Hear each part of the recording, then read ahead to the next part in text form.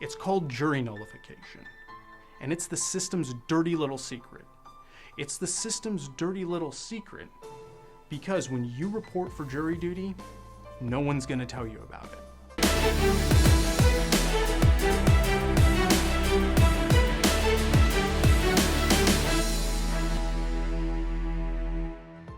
Not only do you have the ability to decide whether somebody is guilty or not guilty, you also have the ability to decide whether or not the law should even apply to them. You have the ability to say, I believe this person is guilty, but I think this law is BS, so I'm not going to apply it to him. It's called jury nullification, and it's the system's dirty little secret. It's the system's dirty little secret because when you report for jury duty, no one's going to tell you about it. The prosecutor's not going to explain it to you. The judge isn't going to explain it to you.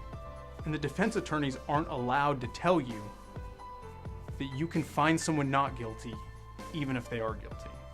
It's one of the reasons juries are so powerful in our country. Because not only do they have the power to decide guilt or innocence, they have the power to decide the very law itself.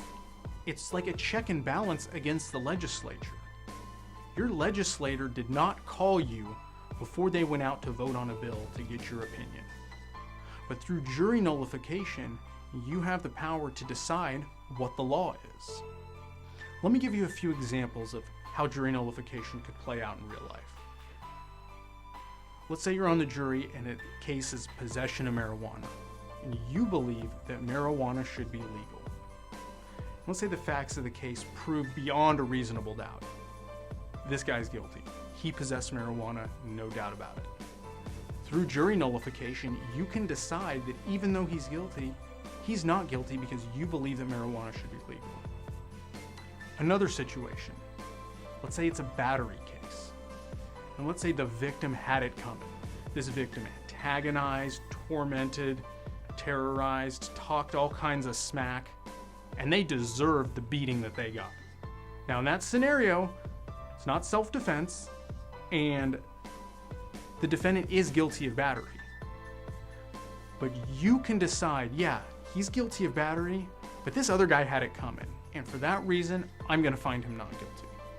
Or consider the example where you've got a parent who has a sick child, and the parent breaks into the pharmacy, steals some medicine. Now in that case, that parent is clearly guilty of burglary and theft. But you can still find them not guilty because they did it for the right reasons. What do you think about jury nullification? Do you think that jurors should be told that they have this power? Leave a comment below and tell us what you think.